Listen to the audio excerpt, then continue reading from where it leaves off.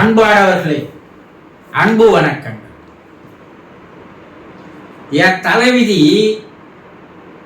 இப்படி எழுதியிருந்தால் என்னால் என்ன செய்ய முடியும்?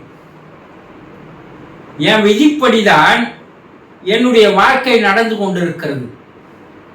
விதியை யாரால் வெல்ல முடியுமா? அனுபவித்துதான் ஆக வேண்டும். என் கஷ்டம், என்னுடைய துயரம், என்னுடைய துன்பம், என்னுடைய வேதனைக்கு காரணம் என் தலையில் எழுத்து. நான் என்ன செய்வது?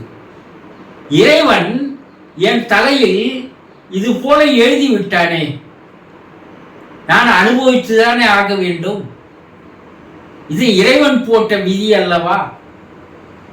இப்படி பல பேர் பலவிதமாக சொல்ல கேட்டு வருகிறீர்கள் இல்லையா? நீங்களே கூட சொல்லலாம், நான் என்ன செய்வது, என் விதி அது போல இருக்குது. எப்போது நீங்களும் ஒரு முறை சொல்லி இருப்பீங்க, இந்த தலை விதி தலை எழுத்துதான் வாழ்க்கை என்று வாழ்ந்து கொண்டிருப்பவர்கள் நிறைய பேர் இருக்கிறார்கள். அதிலிருந்து வெளிவருவதற்கு அவர்களுக்கு ஒரு துணிவு கிடையாது. அதிலிருந்து வெளிவருவதற்கு ஒரு வழியும் தெரியாது. சரி, வழிதான் தேடலாம், ஆனா முயற்சியும் பண்ணுவது கிடையாது.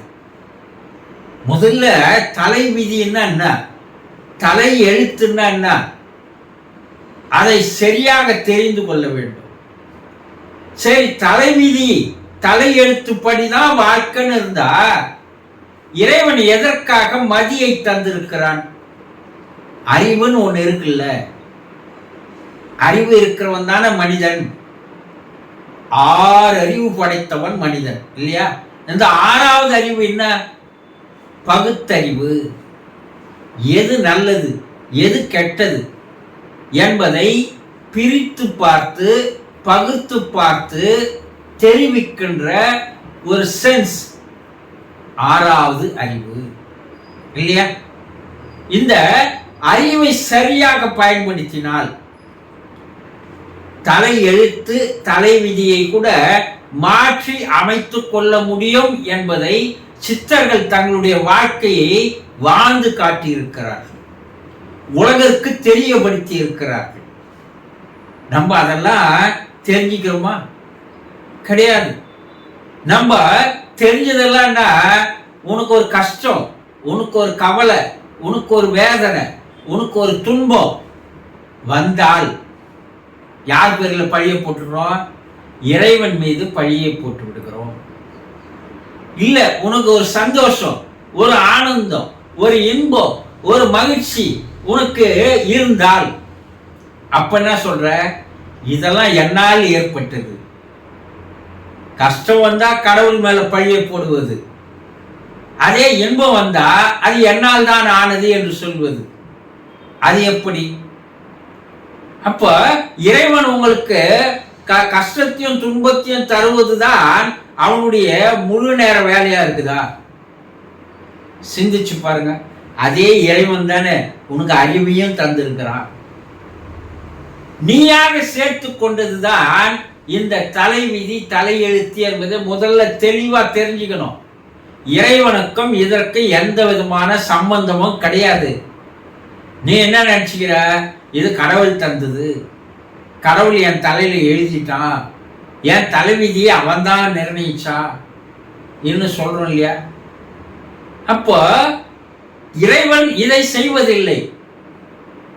தலைவிதி தலை எழுத்தை நீயாதான் சேர்த்து கொண்ட. இப்ப அந்த சேர்த்து கொண்டதை நீயாதான் அதை என்ன பண்ணிக்கணும்? விலக்கி வைக்க வேண்டும்.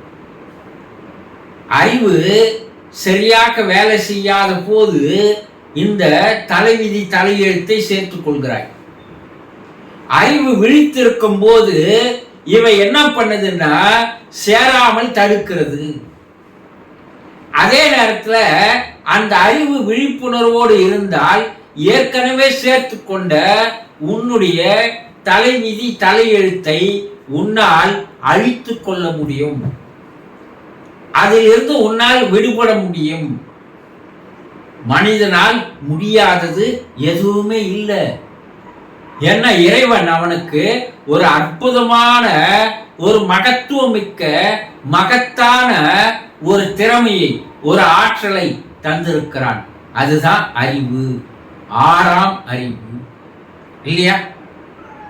இது சரியான முறையில் நீ பயன்படுத்தினால், அதை எப்போதும் விழிப்புணர்வு நிலையிலேயே வைத்திருந்தால், விழிப்பு நிலையிலேயே அந்த அறிவு வேலை செய்து கொண்டிருக்க வேண்டும்.